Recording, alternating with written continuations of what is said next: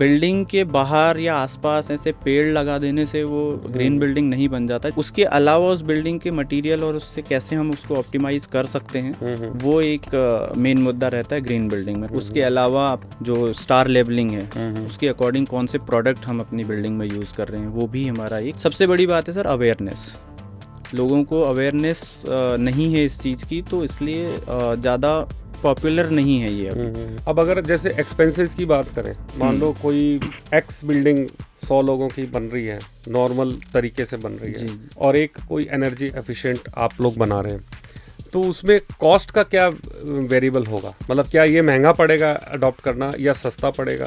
Audit में आपके energy audit के अलावा एक फायर ऑडिट भी होती है, वो क्या चीज़ होती है? नमस्कार दोस्तों, आज के एपिसोड में हम बात करेंगे ग्रीन बिल्डिंग्स के बारे में। ऐसी इमारतें जो एनर्जी और वाटर की बचत करती हैं और एनवायरनमेंट फ्रेंडली होती हैं। हमारे साथ है अशोक जोशी जी, जो कि डिजाइन टू ऑक्यूपेंसी कंपनी में हेड एचआर एंड एडमिन है, जो सस्टेनेबल आर्किटेक्चर के क्षेत्र में काम कर रहे हैं। साथ ही वह वाइल्ड लाइफ और बर्ड एंथुसियास्ट भी है। आज हम जानेंगे कि ग्रीन बिल्डिंग्स कैसे हमारे फ्यूचर, हेल्थ और एनवायरनमेंट को बेटर बना सकती हैं। बहुत कुछ नया लग रहा है ना? So let's dive into the podcast. नमस्कार अशोक जी। नमस्कार, बहुत बहुत स्वागत वाइडकास्ट में आपका। बहुत बहुत धन्यवाद बुलाने के लिए आपके इस वाइडकास्ट पॉडकास्ट चैनल में। आपके रिकमेंडेशन या आपका रेफरेंस मेरे एक बहुत ही अच्छे मित्र हैं आशीष शर्मा जी, उनसे मिला था। जी। और अब आपसे मिलने के बाद ऐसा लग रहा है कि आप शायद उनके इक्वलेंट ही हैं। सेम वाइब्रेशन है हमारी। और जैसा कि आपने डिस्कशन में भी पता लगा और इंट्रो में भी मैंने बताया है कि आपका पोर्टफोलियो एकदम अलग तरह का है। मतलब एचआर का आप बेसिकली प्रोफेशनली आपने एमबीए करके एचआर डिपार्टमेंट संभाल रहे हैं। हाँ जी। लेकिन उस कंपनी का काम एकदम डिफरेंट है। यस। जो कि हम लोग सुनते तो हैं अखबारों में कि भी ग्रीन बिल्डिंग, ग्रीन एनर्जी, ये सब होती है, लेकिन लेमैन को पता नहीं होता। और हमारी कोशिश रहती है कि ऐसे टॉपिक्स लेके आएँ जो कि लोगों को जानने के लिए ज़रूरी है। बिल्कुल सर, बिल्कुल। तो इसलिए सबसे पहले आप पर्सनल, उसके ऊपर मैं थोड़ा बाद में आऊँगा, पहले हम उस पे चलते हैं कि आप एक्सप्लेन करें what is green building. Okay, पहले मैं थोड़ा सा कंपनी से स्टार्ट करूँगा। हाँ, है ना। तो मेरी जो कंपनी है जिसपे मैं अभी एज ए एचआर मैनेजर काम कर रहा हूँ, तो डिज़ाइन टू ऑक्यूपेंसी, अगर आप कंपनी का नाम देखेंगे तो इट्सेल्फ अ यूनिक नेम।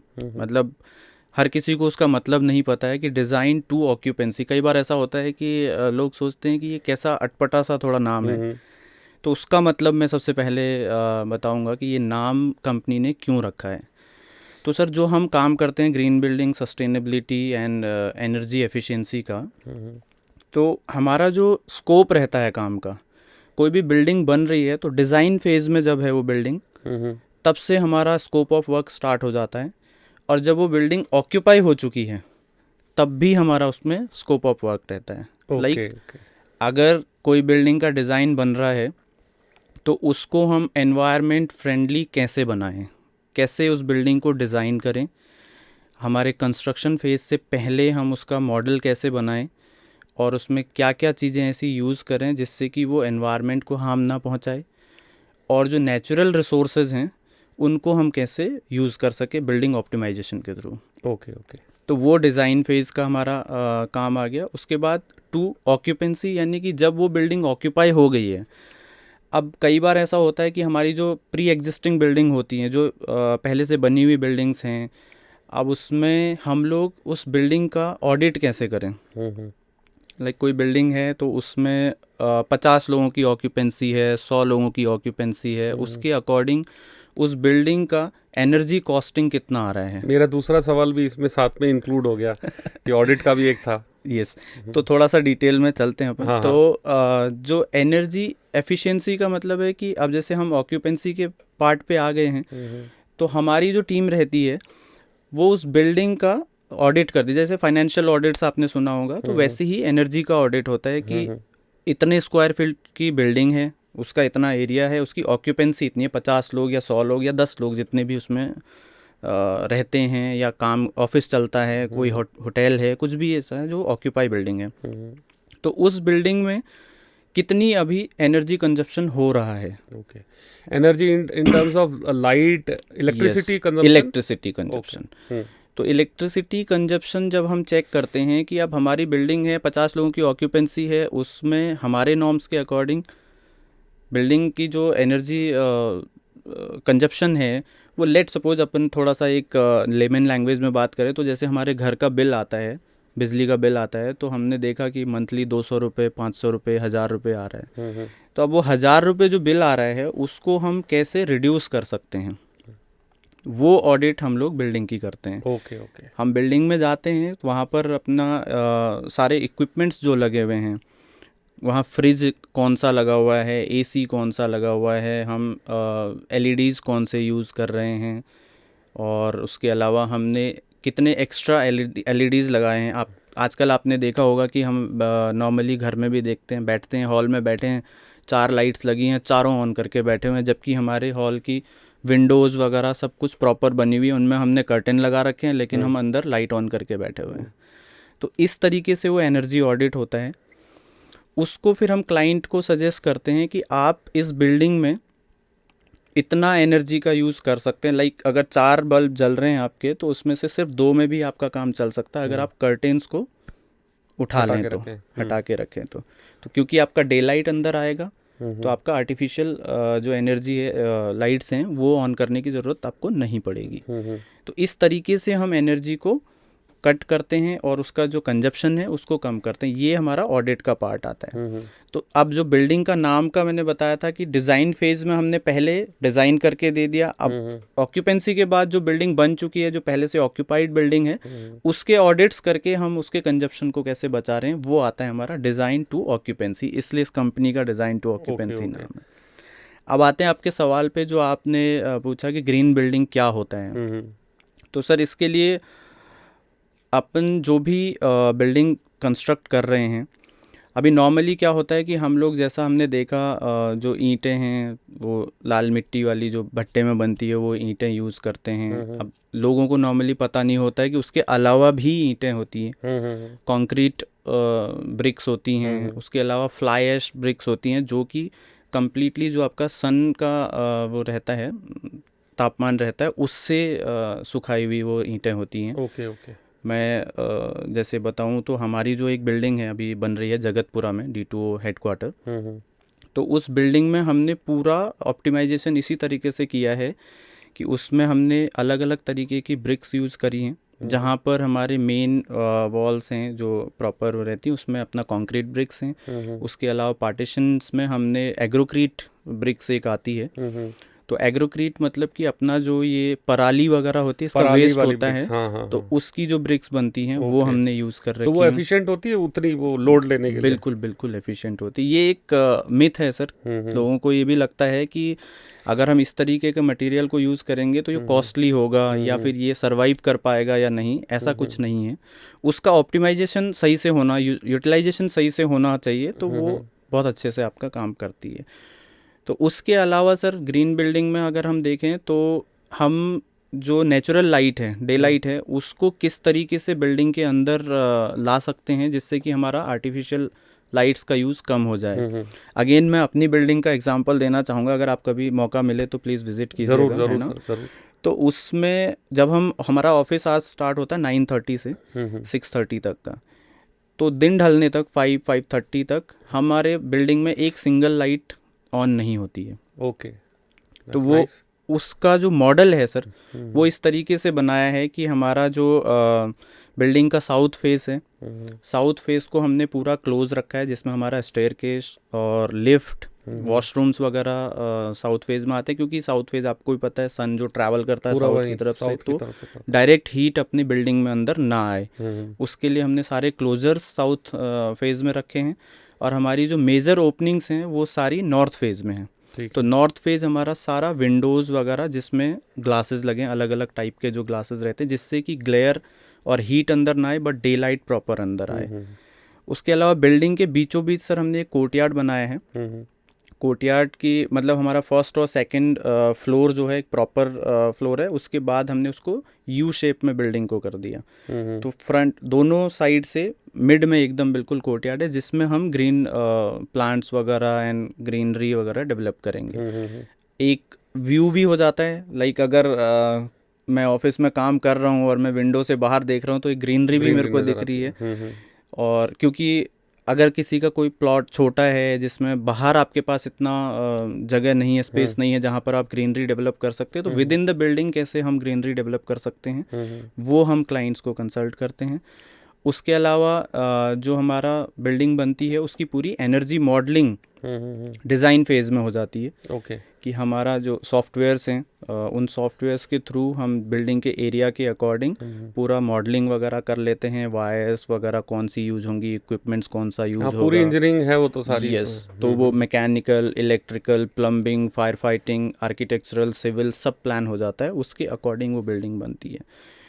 तो उसके अलावा सर एक बहुत छोटा सा एग्जांपल मैं आपको बताना चाहूँगा जो कि बहुत सारे लोगों को नहीं पता होता है, इवन इस कंपनी में आने से पहले मुझे भी नहीं पता था। तो हमारे जो अप्लायंसेस आते हैं, फ्रिज, एसी वगैरह, इस पे आपने देखा होगा स्टार रेटिंग होती है। तो उसमें जो स्टार रेटिंग होती है, आपका जितना ज़्यादा स्टार लेवलिंग वाला प्रोडक्ट होगा वो कॉस्टली होगा, बट वो उतना एनर्जी एफिशिएंट होगा। Okay okay. लाइक हम फ्रिज यूज़ करते हैं तो नॉर्मली हम ये देखते हैं 15-20 हज़ार में एक 170 लीटर 200 लीटर का फ्रिज आ जाता है, हम वो ख़रीद लेते हैं, हम स्टार रेटिंग नहीं देखते, बाद में पता चलता है हमारा बिजली का बिल एकदम से बढ़ गया।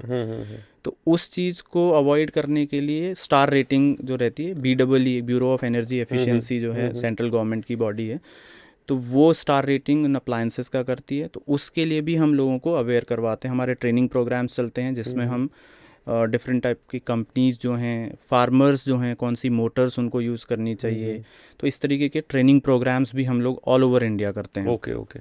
तो उसके बेस पे भी हम लोग एनर्जी एफिशिएंट बिल्डिंग बना सकते हैं। तो अप्लायंसेस कौन से यूज़ करने हैं, इक्विपमेंट्स कौन से यूज़ करने हैं, वो हमारा एनर्जी से रिलेटेड हो जाता है। देन डे लाइट को ऑप्टिमाइज़ करके अपनी बिल्डिंग में कैसे आर्टिफिशियल लाइट का यूज़ कम कर सकें, वो एक हो जाता है।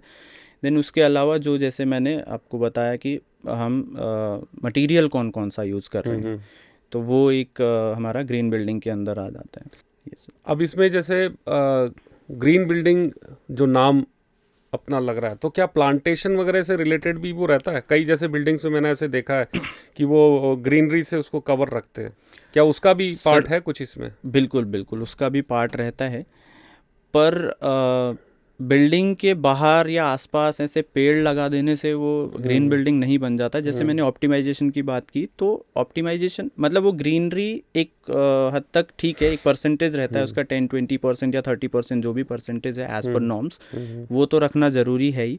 उसके अलावा उस बिल्डिंग के मटेरियल और उससे कैसे हम उसको ऑप्टिमाइज़ कर सकते हैं, वो एक मेन मुद्दा रहता है ग्रीन बिल्डिंग में। नॉर्मली लोगों को यही लगता है कि अगर बहुत ज़्यादा उसको पेड़ वेड़ लगा दें, प्लांट्स लगा दें, छोटा थोड़ा ग्रीन उसको लुक दे दें, तो वो ग्रीन बिल्डिंग बन जाएगा। इसीलिए तो पॉडकास्ट पे अपन डिस्कस कर रहे हैं टू क्लियर इट। तो वो एक्चुअल में ग्रीन बिल्डिंग नहीं है। उसके अलावा बहुत सारे पैरामीटर्स हैं जो मैंने जैसे अभी मटेरियल से बेस्ड, पहला मटेरियल हो गया, फिर एनर्जी कंजप्शन हो गया, उसके अलावा आपका जो स्टार लेबलिंग है उसके अकॉर्डिंग कौन से प्रोडक्ट हम अपनी बिल्डिंग में यूज़ कर रहे हैं, वो भी हमारा एक सबसे बड़ी बात है। सर, अवेयरनेस, लोगों को अवेयरनेस नहीं है इस चीज़ की, तो इसलिए ज़्यादा पॉपुलर नहीं है ये अभी। बट अभी हमारा जो ये फील्ड है ये बहुत ग्रोइंग फील्ड है। आपने प्रधानमंत्री श्री नरेंद्र मोदी जी को बहुत बार सुना होगा कि उनको कार्बन एमिशंस कम करते हैं, कार्बन फुटप्रिंटिंग कम करनी है और अपना सस्टेनेबिलिटी की तरफ ज़्यादा वो रहता है। तो उसी फील्ड पे हम लोग थोड़ा सा एक प्रयास है हमारा ये। नहीं, बहुत अच्छा, मतलब बड़ा रेयर। मैं तो आशीष जी से जब बात हुई तो उन्होंने डिज़ाइन टू ऑक्यूपेंसी के बारे में बताया, तब मैंने देखा तो मेरे लिए भी वो नया था subject. However we are very much related to अपने मतलब NGOs वगैरह में CSR फिल्म्स वगैरह करते रहते हैं, तो काफ़ी कनेक्टेड हूँ मैं, मतलब ग्रास रूट से। लेकिन ये समाउ नया सब्जेक्ट था, तो एक क्यूरोसिटी मेरी भी थी। एक्चुअली जब मैंने भी ज्वाइन किया था सर D2O को, तब मेरे लिए भी ये बिल्कुल नया था। तो तब तक सिर्फ सुना था, क्योंकि मैं प्रीवियसली भी इंजीनियरिंग फर्म से जुड़ा हुआ हूँ, वो भी कंसल्टेंसी फर्म थी। तो ग्रीन बिल्डिंग के बारे में सुना था। इसी कंपनी के थ्रू, D2O के थ्रू ही उस कंपनी का ग्रीन बिल्डिंग सर्टिफिकेशन भी हुआ था। तो इसमें अलग अलग सर्टिफिकेशंस होते हैं। हम लोग वो सर्टिफिकेशन कैसे अचीव कर सकते हैं क्लाइंट, उस पे हम लोगों का फोकस रहता है। लाइक उसमें अलग अलग जैसे गृहा, लीड, IGBC ऐसे कुछ सर्टिफिकेशन बॉडीज़ बनी हुई हैं जो वो रेटिंग प्रोवाइड करती हैं। वो भी गवर्नमेंट की बॉडीज, प्राइवेट भी हैं, गवर्नमेंट भी हैं और इंटरनेशनल बॉडीज़ भी हैं। तो उनके थ्रू कैसे हम अपनी बिल्डिंग को रेटिंग प्रोवाइड कर सकते हैं। उसमें अलग अलग रेटिंग होती है, gold rating, silver rating, platinum rating. तो प्लैटिनम पाने के लिए हम क्या मटेरियल यूज़ कर सकते हैं, गोल्ड के लिए जाना है तो हमें क्या मटेरियल यूज़ करना है, और सिल्वर के लिए जाना है तो हमें क्या मटेरियल यूज़ करना है। तो वो चीज़ें हम लोग कंसल्ट करते हैं सर। ऑडिट में आपके एनर्जी ऑडिट के अलावा एक फायर ऑडिट भी यस होती है, वो क्या चीज़ होती है? फायर ऑडिट सर, जैसे मैंने एनर्जी के बारे में बताया कि हमें कौन से अप्लायंसेस यूज़ करने हैं और कितनी मात्रा में करने हैं, कितना एरिया है बिल्डिंग का, कितना वो ऑक्यूपाई है, उस हिसाब से वैसे ही हमारा फायर ऑडिट होता है कि कोई भी बिल्डिंग अगर बन रही है तो वो फायर नॉर्म्स के अकॉर्डिंग बनी है या नहीं बनी है। अगर मान लीजिए कभी आग लग जाती है किसी बिल्डिंग में या कोई एक्सीडेंट हो जाता है, तो उस टाइम पे इवैक्यूएशन और लोगों को जो भी हम सेफ्टी प्रोवाइड कर रहे हैं वो नॉर्म्स हम कंप्लीट कर रहे हैं या नहीं कर रहे हैं, उस चीज़ का एक ऑडिट होता है कि हमारे कितने फायर एक्सटिंग्विशर लगे हुए हैं, कितने टाइम में उनका मेंटेनेंस होना ज़रूरी है, और उसके अलावा जो भी अप्लायंसेस DG वगैरह, ट्रांसफार्मर वगैरह जो लगे हुए हैं उनका मेंटेनेंस प्रॉपर हो रहा है कि नहीं हो रहा है, उनकी AMCs जो दी हुई हैं उनकी तरफ से कमिश्निंग हो रही है नहीं हो रही है उसकी।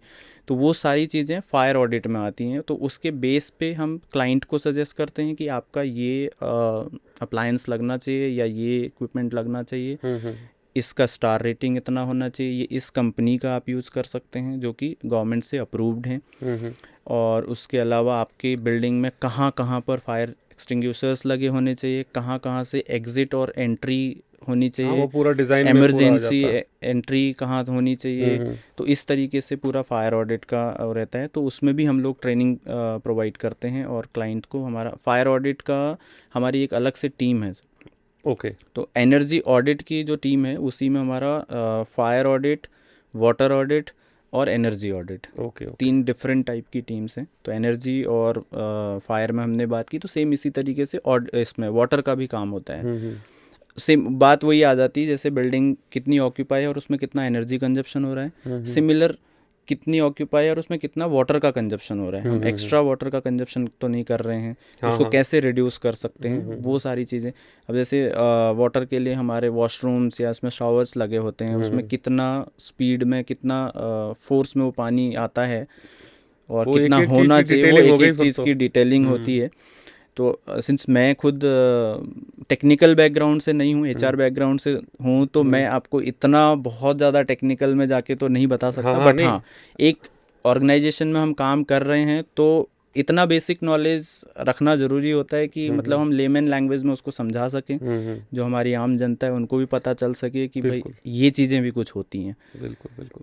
जो कि पहले, अब तो काफ़ी अवेयरनेस फिर भी आ चुकी है। हम लोग काफ़ी कैंपेन्स वगैरह करते हैं कॉलेजेस में और गवर्नमेंट के साथ में मिलके हम ट्रेनिंग प्रोवाइड करते हैं। अब अगर जैसे एक्सपेंसेस की बात करें, मान लो कोई एक्स बिल्डिंग 100 लोगों की बन रही है, नॉर्मल तरीके से बन रही है, और एक कोई एनर्जी एफिशिएंट आप लोग बना रहे हैं, तो उसमें कॉस्ट का क्या वेरिएबल होगा? मतलब क्या ये महंगा पड़ेगा अडॉप्ट करना या सस्ता पड़ेगा? सर ये भी एक नॉर्मली जो लोगों में एक मिथ है कि अगर हम इस तरीके के मटेरियल को, सस्टेनेबिलिटी से रिलेटेड मटेरियल को लेंगे तो ये कॉस्टली पड़ेगा। कुछ मटेरियल्स ऐसे हैं जो कॉस्टली पड़ेंगे ऑब्वियसली, और कुछ मटेरियल्स ऐसे हैं जो सेम उसी कॉस्ट में हैं, कुछ मटेरियल ऐसे हैं जो उससे कम कॉस्ट में भी हैं। लेकिन आप फ़र्क समझिए कि अगर हम कोई बिल्डिंग नॉर्मली बना रहे हैं, अब हमने कोई बिल्डिंग बना दी, उसमें हमने चारों तरफ ग्लास वगैरह लगा दिए, अब दिन में बिल्डिंग के अंदर आता है ग्लेयर, धूप आती है एकदम से, तो आंखें बंद हो जाती हैं, काम नहीं हो पाता है, फिर हम कर्टेंस डाउन कर देते हैं, फिर उसके बाद हम लाइट्स ऑन कर देते हैं। अब अगर आपका वो मटेरियल कम कॉस्ट का भी होगा, सस्ता भी होगा, तो उसकी जो कॉस्ट यहाँ रिड्यूस हुई थी मटेरियल में, वो आपकी एनर्जी से कंजम्पशन से बढ़ रही है। और अगर हम एनर्जी कंजप्शन वाली जो सस्टेनेबिलिटी वाले जो मटेरियल्स है उस पे बात करें तो एक बार आपको महंगा पड़ रहा है जब आप बना रहे हैं, लेकिन उसके बाद वो आपका एनर्जी का कंजप्शन बचा रहा है, वो आपका डे लाइट के थ्रू पूरा लाइटिंग वो कर रहे हैं, तो वो वाली कॉस्ट वहाँ बच रही है। मतलब कंपैरेटिवली थोड़ा सा महंगा पड़ेगा इनिशियल, जस्ट लाइक ईवीज अभी महंगी पड़ रही है। यस यस, क्योंकि जब उसका मास प्रोडक्शन हो जाएगा चीज़ों का तब वो अफोर्डेबल रेंज में आ जाएगी। बिल्कुल बिल्कुल। तो आपका जो स्टार्टिंग का कॉस्ट है वो बिल्डिंग आपकी 4-5 साल में वो कॉस्टिंग निकाल के दे देगी, क्योंकि आपका सबसे ज़्यादा एनर्जी कंजप्शन, जैसे ऑफिस बिल्डिंग्स होती हैं उसमें एनर्जी कंजप्शन सबसे ज़्यादा होता है। एसी सेट्स लगे हुए हैं, लाइट्स अलग अलग लगी हुई हैं, सिस्टम्स लगे हुए हैं आपके, कंप्यूटर वगैरह सब कुछ, तो वो कंजप्शन को आप एनर्जी एफिशिएंट बिल्डिंग बना रहे हैं तो वो कंजप्शन आपका कम हो रहा है, तो आपका हर साल का जो एनर्जी कंजप्शन है वो कम होता जा रहा है। तो उस हिसाब से 3 से 4 साल 5 साल हो सकता है थोड़ा ज़्यादा टाइम लगे, बट वो आपको कॉस्ट पूरा निकाल के दे देगा। खैर ये मतलब एनर्जी ऑडिट तो मेरे ख्याल से हर घर में थोड़ी बहुत होती ही है क्योंकि हमारे बड़े बूढ़े और सब लोग ही कहते हैं अरे कोई नहीं उस रूम में है तो बंद करके या लाइट को, बिल्कुल, या शाम को एक छोटी लाइट बस बाहर जलनी है, बिल्कुल, तो वो भी बड़ा रोल प्ले करती है अपनी। लेकिन सर आजकल ऐसा भी हो गया है, अगर मैं नॉर्मली पूछूं आपसे या किसी से भी कि जैसे मैं नॉर्मली कॉलेजेस में हायरिंग के लिए जाता हूं तो अपना जो एनर्जी कंजप्शन और एनर्जी ऑडिट की बात आती है तो मेरा एक सवाल रहता है कि अगर मैं आपको बोलूं कि आपको आज से एनर्जी एफिशिएंसी के लिए कोई एक कदम उठाना है तो वो आप क्या करेंगे? तो क्या मिलता है जवाब? तो जवाब ऐसा होता है सर कि लोग इधर उधर झांकने लगते हैं कि क्या, कुछ जवाब तो ऐसे आते हैं कि हम सोलर पैनल लगा देंगे। अब सोलर पैनल आप आज में कैसे लगा देंगे? तो मैं एक कॉलेज में था, हायरिंग के लिए गया था, एक किस्सा मैं बताता हूँ। मैंने यही क्वेश्चन स्टेज से पूछा था, हम ऑडिटोरियम में थे, प्रेजेंटेशन चल रहा था।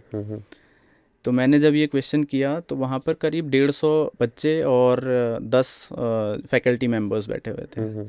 जैसे ही ये क्वेश्चन किया उनमें से एक बच्चा उठ के गया और उसने जितने एरिया में इलेक्ट्रिसिटी की नीड थी उस टाइम पे वो ऑन छोड़ के पीछे की रोज जो थी जहाँ पर लाइट ऑन थी वो जाके वो बंद कर दी। बोला कि सर मेरा फर्स्ट स्टेप ये रहेगा। Perfect answer. अगर हम घर में घुस रहे हैं, घर जा रहे हैं, हम बोल रहे हैं कि अपने घर में हमको एनर्जी एफिशिएंसी के लिए कोई एक कदम उठाना है तो ऑब्वियसली हमारा पहला स्टेप यही होगा। हम एक दिन में अपने अप्लायंसेस चेंज नहीं कर सकते, हम एक दिन में सोलर पैनल नहीं लगा सकते हैं, तो हमारा पहला स्टेप यहीं से होगा कि हमें इलेक्ट्रिसिटी बचानी है। एक्स्ट्रा जो यूज़ हो रहा है, जहाँ पर कोई नहीं बैठा है, जहाँ पर नीड नहीं है, हमारे पास कर्टेन्स खिड़कियाँ बनी हुई हैं तो उनको ओपन रखें और स्विच ऑफ रखें। पहला स्टेप तो यही है कि कंजम्पशन कम करें। यस, जो रिक्वायर्ड नहीं है वो। यस, वो कंजप्शन कैसे कम कर सकते हैं वो अपने को सोचना है कि कैसे कम किया जा सकता है। तो इस तरीके से छोटे छोटे स्टेप्स लेके हम एनर्जी कंजप्शन की तरफ, एफिशिएंसी की तरफ बढ़ सकते हैं।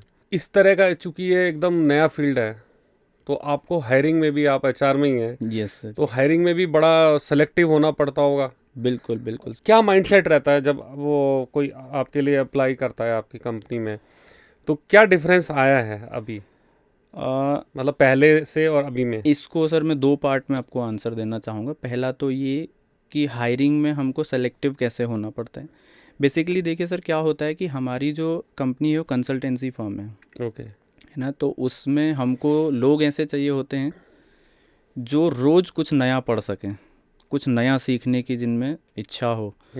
नॉर्मली क्या होता है कि आप कंसल्टेंट हैं, आप जर्नलिज्म फील्ड से आते हैं, तो आपको भी ये चैलेंजेस फेस करने होते होंगे कि रोज़ कुछ नया आता है, रोज़ कुछ नया। अगर कुछ नहीं लाएंगे तो हमारा जो कंटेंट है या हमारी जो नॉलेज है वो अगर एक जगह रुक गई है तो हम सामने वालों को क्या बताएंगे। एग्जैक्टली। तो हमको लोग ऐसे चाहिए होते हैं जिनका लर्निंग एबिलिटी बहुत अच्छा हो, पॉजिटिव माइंडसेट हो कि भाई ठीक है, मेरे को रोज़ कुछ नया सीखना है। अब नॉर्मली क्या होता है, एनर्जी एफिशिएंसी के फील्ड में भी गवर्नमेंट की तरफ से नए नए कोड्स निकलते हैं। ओके। एक राजस्थान में भी हम लोग राजस्थान गवर्नमेंट के साथ में काम करते हैं, तो उसमें ECBC करके एक कोड है, energy conservation building code. Okay. तो इस तरीके के कोड नए निकलते रहते हैं। तो अगर आप उन कोड्स को पढ़ेंगे नहीं तो आप एक जगह अटक जाएंगे। अब नॉर्मली क्या होता है कि आप अगर कंपनी में आ रहे हैं और आपको बोल दिया कि आपको ये लाइन खींचनी है, इस लाइन को यहाँ से यहाँ तक पहुँचाना है, तो बस आप वो करते जाते हैं। बट उस लाइन को अगर मैं थोड़ा सा वेब में कर दूंगा, थोड़ा टेढ़ा कर दूंगा, इसको सीधा ना ले जाके इधर से ले जाऊं तो क्या होगा, वो माइंडसेट चाहिए होता है। क्वेश्चनिंग माइंडसेट होना चाहिए कि अगर हम ये कर रहे हैं तो क्यों कर रहे हैं, इसका रीज़न क्या है, इसको हम इस तरीके से ना करके इस तरीके से करें तो क्या हो जाएगा, उससे क्या फ़ायदे क्या नुकसान होंगे, तो वो माइंडसेट हमको चाहिए होता है। और दूसरा जो मैं कॉलेजेस में भी बोलता हूँ सर, हर किसी को ये बोलता हूँ कि हम जो भी प्रोफेशन में जा रहे हैं उसका बेसिक नॉलेज, और हमारी जो एकेडमिक्स हैं, हमने जो पढ़ा है उसका बेसिक नॉलेज, वो होना बहुत ज़रूरी है। अब एक इंजीनियर है, अगर मैं उससे पूछूं कि 1 फीट में कितने इंचेस होते हैं, वो अगर नहीं बता पाए तो आई थिंक मैं उसको सेलेक्ट नहीं करूँगा। ट्रू।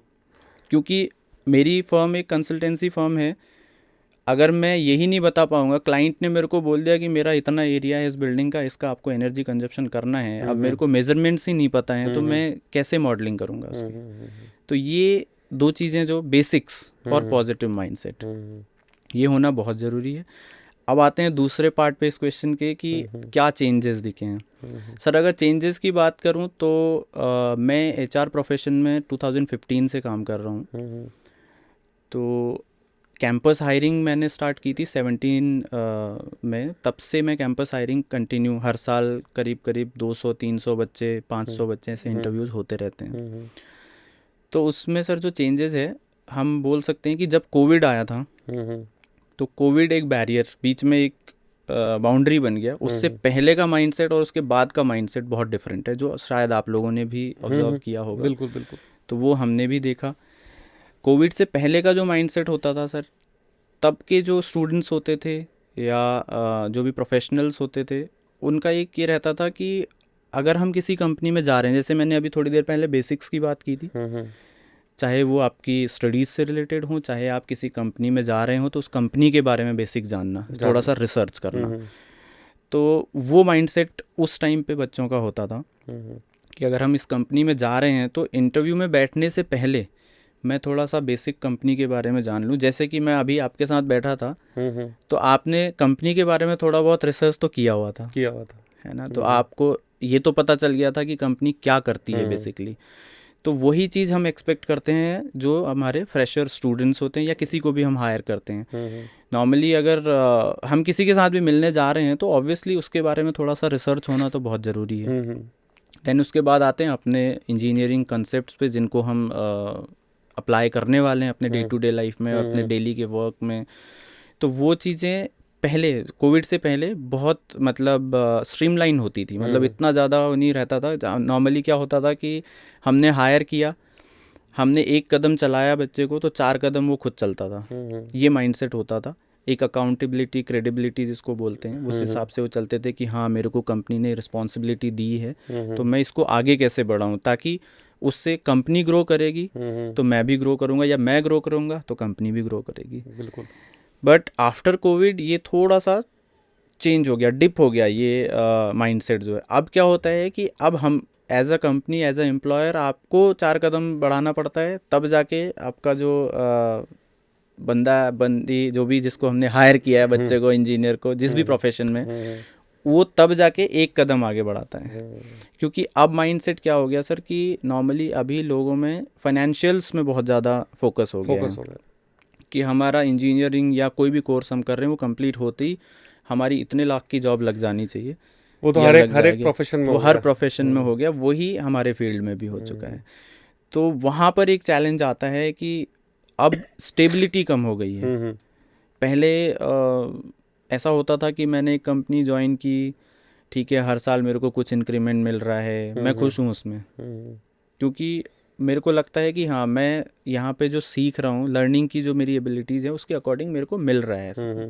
अभी क्या होता है कि अभी मेरे को इतना पैसा यहाँ मिल रहा है, मैं यहाँ से जंप करके दूसरी कंपनी में जाता हूँ तो वहाँ मेरे को इतना मिल जाएगा, ठीक है, रिज्यूमे को क्या करें उसको देख के। पहले के लोगों में ये होता था कि मेरा रिज्यूमे खराब हो जाएगा। हाँ, जिस कोर एरिया में, जिस कोर एरिया में जो एक्सपर्टाइज, फील्ड ऑफ एक्सपर्टाइज है, उसी में वो जंप करता था। राइट। अब ऐसा हो गया है कि नहीं, यहाँ पैसा ज़्यादा है तो मैं यहाँ जंप कर लेता हूँ। ऐसे बहुत सारे ऐसे किस्से होते हैं जब हम लोग हायरिंग करते हैं सर। तो जब हम ऑफ़र करते हैं उस टाइम पे जो बच्चा होता है कि नहीं नहीं मैं इतनी सैलरी में नहीं ज्वाइन कर सकता, या मैं ये नहीं कर सकता, मैं वो नहीं कर सकता, मैं रिलोकेट नहीं कर सकता, वो चीज़ें होती हैं। देन 1 साल के बाद जब थोड़ा मार्केट में धक्के खा लेते हैं, जब थोड़ा लगता है कि हाँ अदर कंपनीज़ में भी इतना ही मिल रहा है या वहाँ पर थोड़ा ज़्यादा ये है, तो वो कंपैरिजन जब हेल्दी कंपैरिजन करने लगते हैं, उसके बाद फिर वापस हमारे पास आता है कि सर मैं ज्वाइन करना चाहता हूँ आपकी कंपनी। ये सिर्फ हमारी कंपनी की बात नहीं है, ओवरऑल अभी ऐसा ही चल रहा है। ऐसा ही चल रहा तो ये माइंडसेट का डिफरेंस जो है वो पोस्ट कोविड बहुत ज़्यादा हो गया है। मनी ओरिएंटेड हो गए, मनी ओरिएंटेड हो गए हैं, और जो रिस्पॉन्सिबिलिटीज़ अकाउंटेबिलिटीज़ हैं उस पर थोड़ा सा फोकस कम हो गया है लोगों का। बट मुझे लगता है कि ये अगले 1-2 सालों में वापस एक चेंज आएगा, क्योंकि कोविड के टाइम पे क्या हुआ था कि हमारा, आपको भी पता है कि एजुकेशन सिस्टम उस टाइम पे ऐसा हो गया था कि शटर हो गया था, पूरा शटर हो गया था, ऑनलाइन चल रहा है सब कुछ। अब घर पे बैठ के बच्चा पढ़ रहा है, टीचर कहीं से पढ़ा रहे हैं, एफर्ट्स पूरे हैं, पर उस एफर्ट का वो रिजल्ट नहीं निकल पाता है, क्योंकि इन पर्सन जब तक क्लासेस नहीं होती हैं, प्रैक्टिकल तो प्रैक्टिकल होता है सर। अभी हम सामने बैठ के बातें कर रहे हैं सर, जितनी हम सामने बैठ के बातें कर रहे हैं उतनी हम ऑनलाइन नहीं कर सकते। तो वही वहाँ पर एक डिफरेंस आ गया। तो मुझे लगता है अब जो 2022-23 के बाद के जो एडमिशन्स हुए हैं, मे बी उनमें चेंजेस वापस आएंगे थोड़े बहुत। तो ये एक माइंडसेट का सर मैंने डिफरेंस देखा है जो करियर में। बाकी आपको क्या लगता है, जैसे वैसे तो सभी जा ही रहे हैं कि ग्रीन इंफ्रास्ट्रक्चर की तरफ, ग्रीन एनर्जी की तरफ, ग्रीन बिल्डिंग्स की तरफ, ईवीज की तरफ हम लोग जा रहे हैं, तो आने वाले टाइम में इसका फ्यूचर कैसा है? सर फ्यूचर की बात करें, जैसे मैं ग्रीन बिल्डिंग फील्ड से हूँ, तो मैं उसमें थोड़ा सा आपको बता सकता हूँ कि फ्यूचर बहुत अच्छा है हमारा इस फील्ड के में। क्योंकि देखिए क्या हो रहा है कि अभी हम एनर्जी वेस्ट कर रहे हैं, है ना, हम बिल्डिंग्स ऐसी बना रहे हैं कि एक जो भी मटेरियल हम उसमें यूज़ कर रहे हैं, हम ये नहीं देख रहे हैं कि उस मटेरियल का इम्पैक्ट आगे जाके क्या होगा। या फिर हम बहुत ज़्यादा इंफ्रा बढ़ाते जा रहे हैं, जिसमें हमारे जो नेचर है, जंगल हैं, वो कट रहे हैं। तो उस हिसाब से देखे जाए तो ग्रीन बिल्डिंग में बहुत अच्छा स्कोप है आगे जाके, और गवर्नमेंट भी इसमें मैंडेटरी नॉर्म्स ला रही है, बहुत मैंडेटरी नॉर्म्स ला रही है। हम लोग क्योंकि ऑल ओवर इंडिया बहुत स्टेट्स में सीधे गवर्नमेंट के साथ में काम करते हैं पॉलिसी मेकिंग में, तो नॉर्म्स बहुत आ रहे हैं, और उन नॉर्म्स के अकॉर्डिंग अगर हम आगे कंस्ट्रक्शन अपना करते रहेंगे तो ऑब्वियसली बहुत अच्छा स्कोप है, और ग्रोइंग फील्ड है। धीरे धीरे अवेयरनेस जैसे जैसे बढ़ती जा रही है। अब इससे एक फ़ायदा और होता है सर, जैसे मैं बताऊं, हमारी जो मैं बिल्डिंग की बात कर रहा था उसमें हम अगर बहुत फैंसी और जो कन्वेंशनल चीज़ें हैं जो पहले से बिल्डिंग्स में यूज़ होती आ रही हैं वो यूज़ करते हैं, तो हमको बाहर से मंगवानी पड़ती हैं, इंपोर्ट करनी पड़ती हैं, उसका एक अलग कॉस्ट होता है।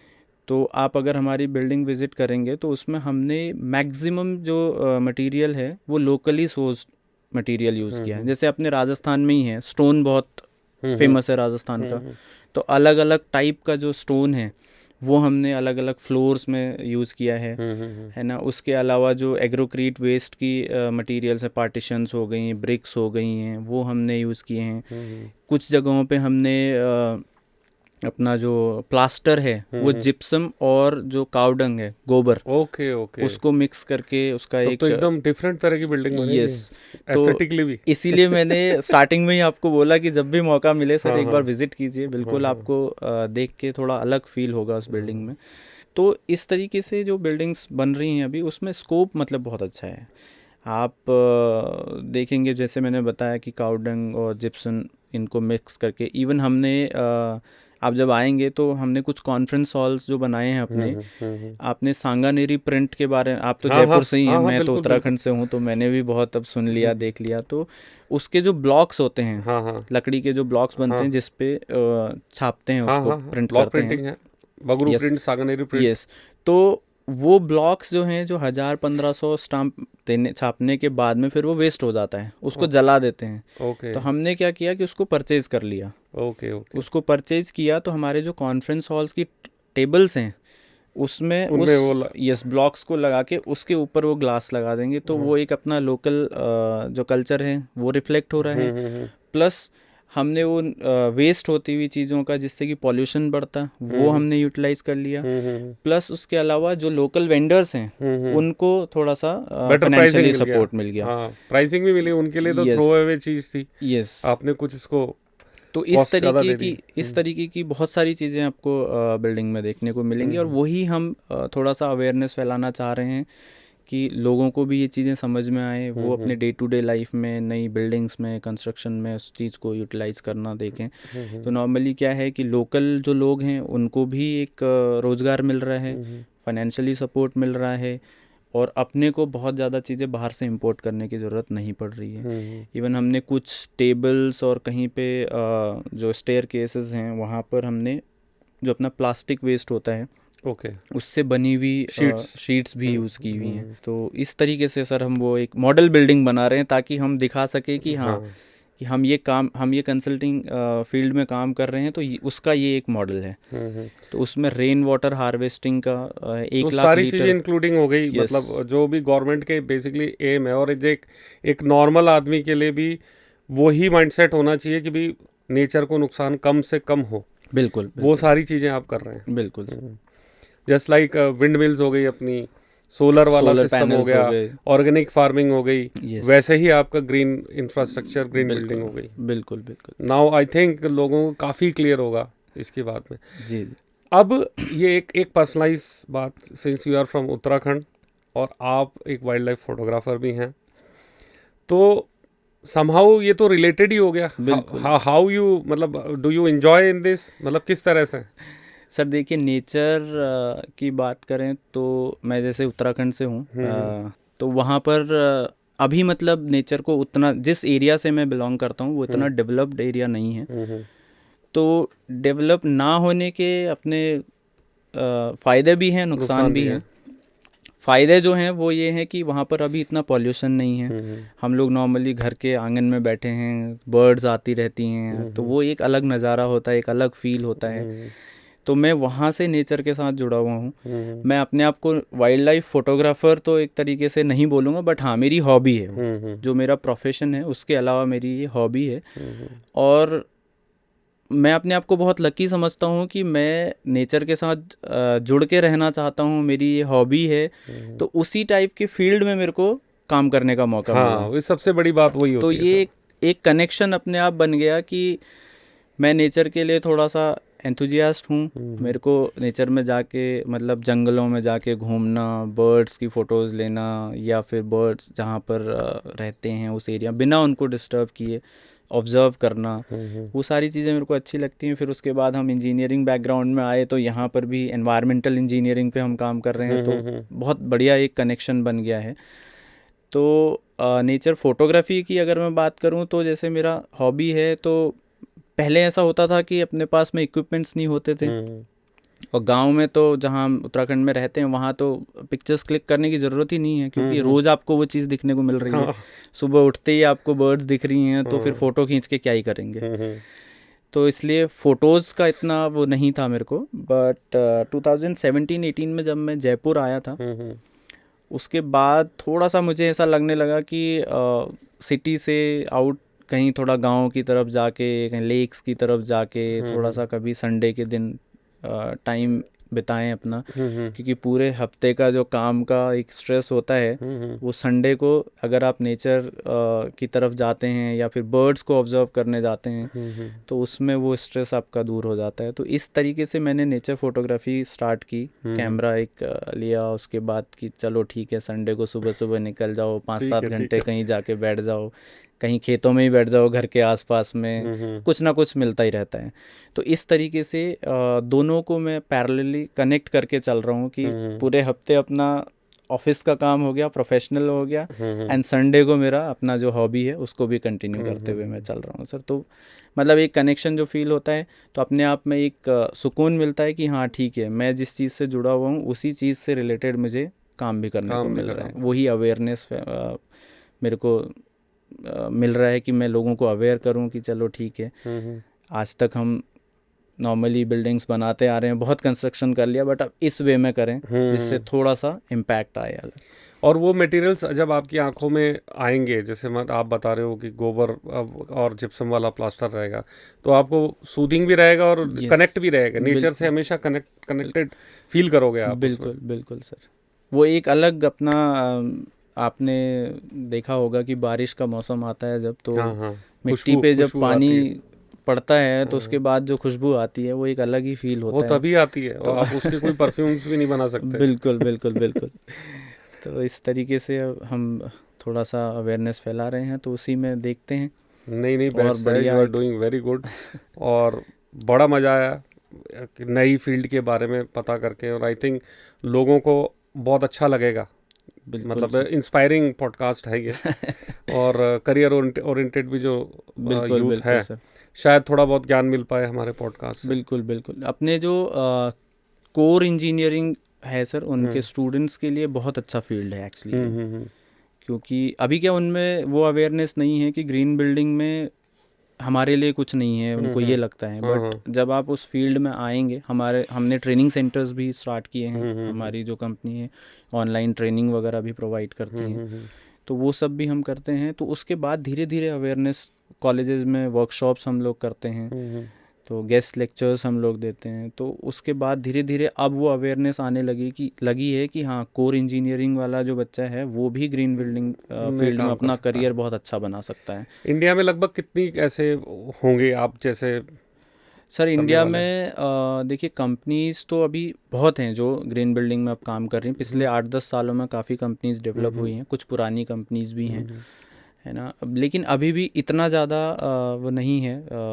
तो देखें तो गुड़गांव और बेंगलोर वगैरह में कुछ कंपनीज हैं, हैदराबाद में, अहमदाबाद में, जयपुर में हमारे अलावा 2-3 कंपनीज और भी हैं। तो अब क्या धीरे धीरे कंसल्टेंसी वाला जो एक वो रहता है फ्रीलांसिंग का, कि एक्सपीरियंस लिया लोग, फिर फ्रीलांसिंग के थ्रू भी ये काम उठाने लगे हैं, काम करने लगे हैं। तो उससे वो अवेयरनेस बढ़ रही है, कंपनीज भी बढ़ रही हैं, फील्ड ग्रो हो रहा है, काम आ रहा है, तो लोगों को उस हिसाब से अपना करियर बनाने का मौका मिल रहा है। तो ये सिर्फ जैसे बिल्डिंग की बात अगर करें तो अभी आप कमर्शियल बिल्डिंग्स का ही कर रहे हैं, या कभी घर के लिए भी अप्लाई हो सकता है, या किसी रिजॉर्ट के लिए, होटल के लिए भी अप्लाई हो सकता है? कमर्शियल, होटल, रिजॉर्ट, घर, सबके लिए हो सकता है सर। मतलब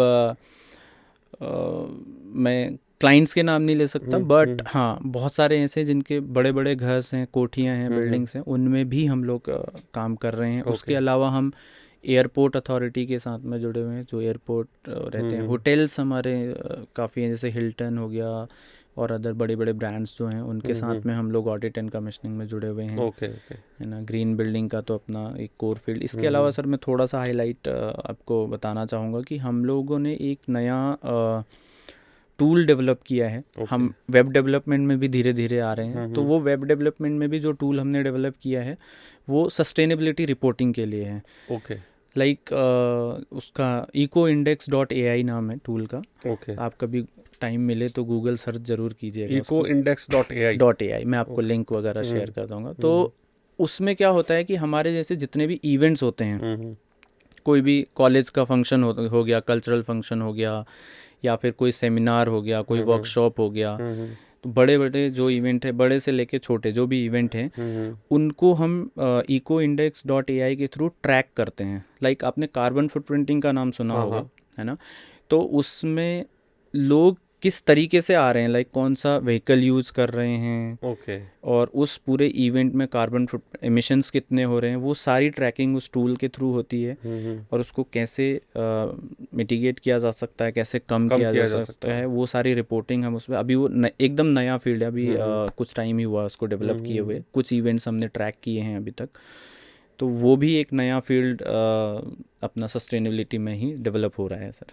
बिल्कुल, एआई के ज़माने में नई नई चीज़ें अब आएंगी। बिल्कुल बिल्कुल। पहले टेलीफोन से मोबाइल आया, मोबाइल से एआई आया। बिल्कुल बिल्कुल सर, इतनी डिटेल में आपसे बात की, बड़ा इंस्पिरेशनल पॉडकास्ट रहा, करियर ओरिएंटेड भी है। मैंने पहले भी रिपीट किया था, फाइनली मैंने कहा जाने से पहले समअप के लिए ये बेस्ट वे है बोलने को। Thank you sir, thank you so much show में आने के लिए। और आई थिंक सेकेंड टाइम और कुछ इसी में और डिटेलिंग हम लोग करेंगे। बिल्कुल बिल्कुल सर, बहुत बहुत धन्यवाद आपका मेरे को इस पॉडकास्ट में बुलाने के लिए, तो बहुत मज़ा आया। बिल्कुल होप सर। कि आगे और ऐसे पॉडकास्ट हम करते रहें, ये अवेयरनेस हम देते रहें लोगों को। Thank you okay so sir, much. धन्यवाद सर।